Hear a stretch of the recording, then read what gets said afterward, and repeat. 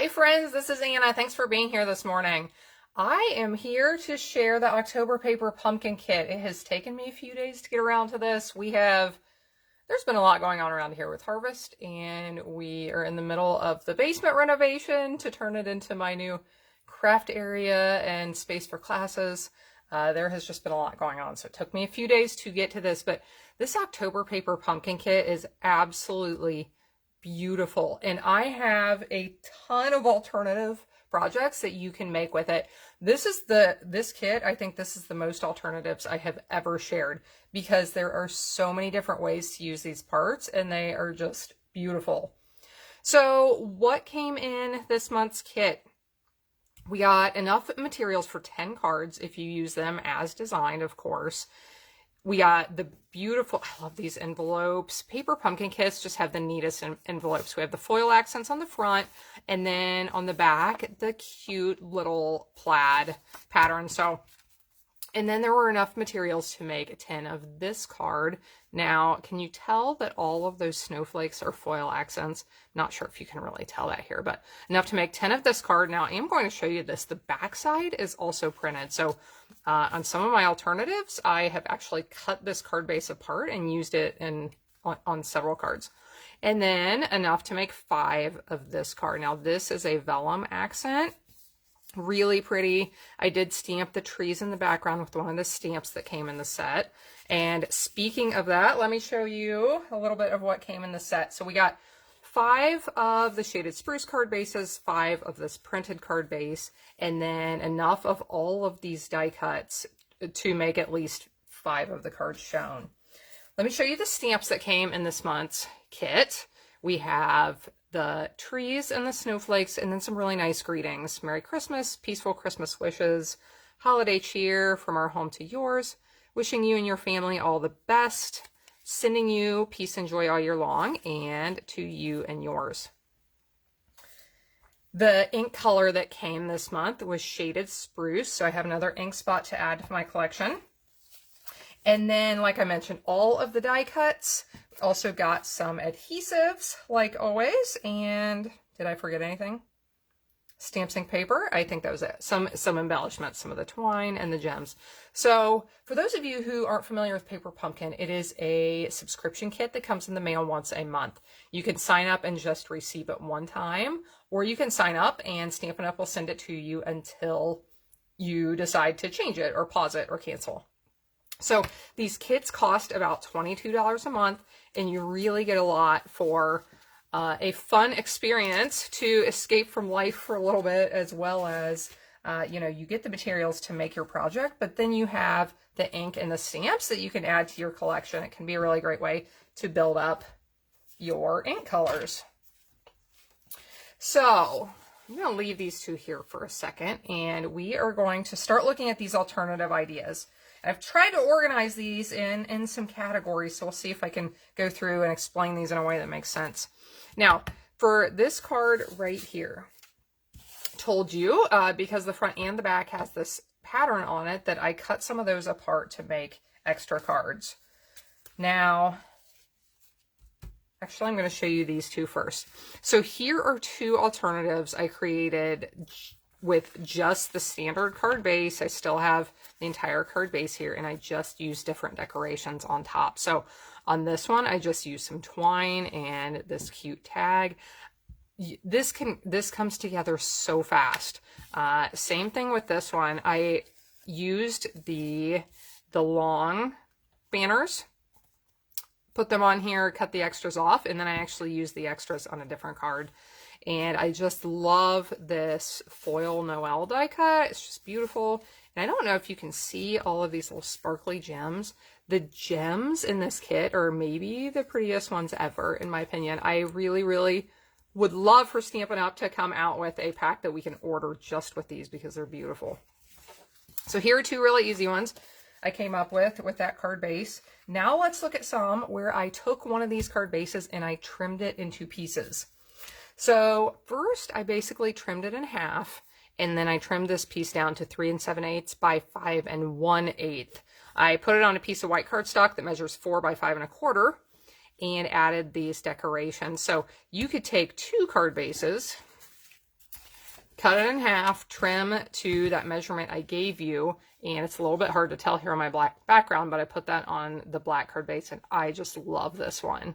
I love these. They're beautiful, but I think I like this card even more, and you can get 2 of them out of one of your card bases just by adding some cardstock of your own. So I used 1/2 for that. Then I took the back half and trimmed it into some more pieces. And I'm looking at my measurements here. Okay, so here are 2 more cards I created with one of the halves of that card base. So this one measures, I'm looking here, a little over 1.5, basically 1 3/4 wide. And I used that tree stamp to stamp in the background. I used some black ink down here at the bottom, some smoky slate here in the center, and then smoky slate stamped off up higher. So like I stamped once with my smoky slate, stamped again up higher to get that faded look. So I thought this one turned out really pretty. And then the piece that I had left, I trimmed into pieces that measure about 7/8 of an inch wide and put this card together. I thought this looked really nice. This is one of the circles that was in the kit. I flipped it over and used the back side to stamp on it. And here are those extra little banner pieces from this card. Okay, so those are my samples for how I used this printed card base in some different ways. Now let's look at some others. Let me show you another way to use a lot of these supplies. And this is something I did several times where I took one piece and trimmed it into some strips. I think that's a really fun way to change up your card designs. So I trimmed that plaid piece into 3 pieces, popped them up with some dimensionals to add some dimension, and then I used those die cuts and added a few gems. Now the rest of these are going to give you some ideas for how to use the die cuts. Let me see if I can pull one in here real quick. Here we go.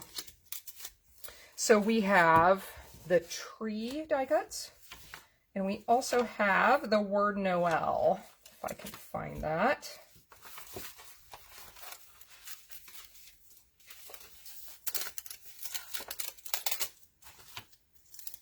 Okay. So here I want to show you some ideas for how to use these pieces in different ways. My first one, I just love this. So a lot of these other cards, as you've seen, are greens and reds and grays and blacks and whites, but I haven't had any yet that were mostly white. So here is one. I used this embossing folder and embossed most of the front of the card. It's a smaller one, so what I did, I put my card base in, ran it through my machine just until this spot was at the center. I didn't want to get that weird line on the edge when a smaller embossing through runs through. So I ran it through partway and backed it out, so I have kind of a faded effect here at the top. Now, if that doesn't make sense, let me know. I have a video where I explain how to do that. I can get you the link for that. So basically, I just embossed this, added some ribbon, added that die cut on top, and put a little greeting on, and I just think that's beautiful. All white cards are some of my favorites, and it's been a while since I've made any, so that was fun. Now, I don't like to see things go to waste, so I started noticing that after I pop these pieces out to get the tree piece for my cards, that we have this beautiful leftover background piece. And I wanted to figure out a way to use it. Okay, so I wanted to use these pieces as well. So here is one.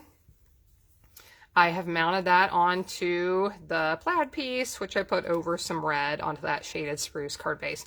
Now, attaching vellum so that your adhesive doesn't show can be tricky. So what I did was I used my silicone craft sheet. I have a video on this as well if you need some more details, and actually I haven't cleaned this off yet. You can see the glue residue on here, but I just used a little bit of my multi-purpose glue, put it on the corner. What you want to do is just kind of swirl it around, spread it out so you have a real thin layer on your sponge, and then put that You can lay your vellum piece on here so all the mess stays on your silicone mat. It's easy to clean up. And then just blot it all across there.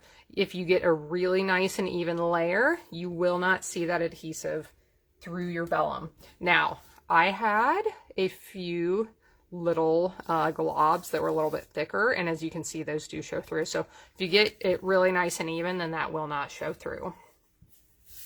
Okay, so that's one idea for using that extra piece of vellum. Now, here's another one for using that same piece of vellum, but using it in a different way.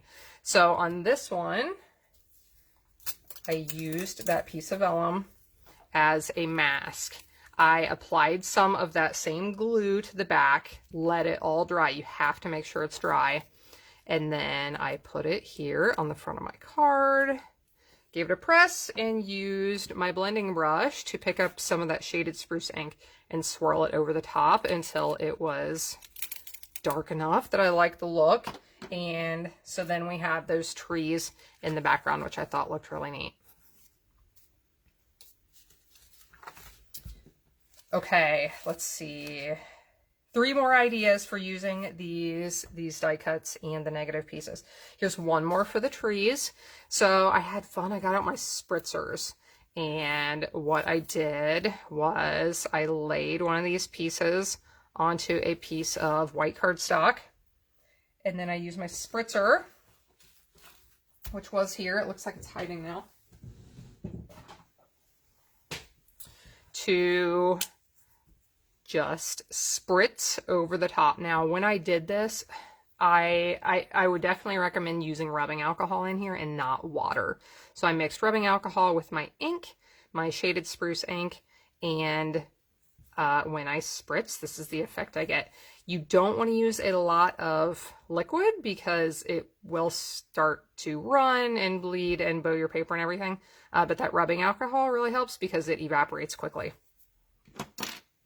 So I spritzed it, and then I used one of my favorite stamp sets right now. This is called Thinking Thanks and Peace, and it has these huge greetings. I just love this. This sending, look at this sending thanks greeting. That is basically the entire length of a card. And I really like the large Thinking of You stamp as well. So I used this over the top and thought that turned out really nicely. 2 more, and now we're going to look at ways to use these Noel die cuts. So what I did with this one was, you can actually see right here, after I had used the die cut itself, I used the word Noel, then I went in and I cut around it so that it had a nice even border in the shape of this piece that's missing right here. And I used that for some spritzing. So here is one that I used that same spritzer and just spritzed over it a few times, and you get this really faded effect of the word Noel showing up. And then I stamped trees across the bottom. So that one is super simple. The thing with these spritzing projects is once you get set up for them, you could do a ton of them really, really fast, like even faster than stamping something. And then here's another one. I did the exact same thing, but I really love how this one turned out. So I did this on vanilla cardstock, spritzed over it. Once that was dry, I stamped the trees along the bottom and the snowflakes along the top using the stamps that came in the kit this month. So lots and lots. Oh my goodness, we appear to have a spritzer leak. Oh, we appear to have a spritzer leak on my wood table too. So I'm going to wipe that up real fast. You just never know what's going to happen, right? So thanks for watching along. If you subscribe to Paper Pumpkin, keep in mind the refills for this kit should be coming out soon. And you can order as many refills as you want as long as they are still in stock. Now, I have a feeling this kit, the refills are going to sell out quickly. So keep an eye on that. Sometimes Stampin' Up! Sends out the email when they go on sale. So if you get that email, definitely get your refills ordered as fast as possible. These are such a great way to make up all those Christmas cards you're going to want to send out this year. Now, if you're not a Paper Pumpkin subscriber, give me a comment. You can go to paperpumpkin.com to sign up. Now, if you're going to search for me to sign up under me, then you'll have to search for my name, Anna Hellman. or just send me a message and I'll send you the direct link. And then it is really fast and easy to sign up. It'll just take you a couple of minutes to get signed up if you already have my link. So thanks for watching along. I hope you have a great day, and I will see you again next time.